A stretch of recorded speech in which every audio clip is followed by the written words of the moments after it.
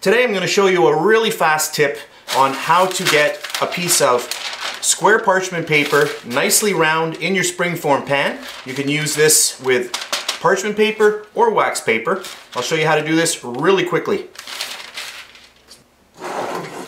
So just open up your SpringForm pan, put your paper over, there we go. Take your ring, place it over, nice and gently, make sure that you don't have any creases in there. Give it a nice little push, and now lock it into position. It's just like a drum, okay? And now, grab a knife and simply cut away all of the area that you don't need.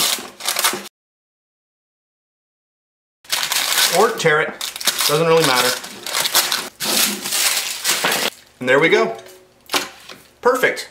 And that's how you do it. So that's it for this video. I hope you enjoyed this really fast recipe tip.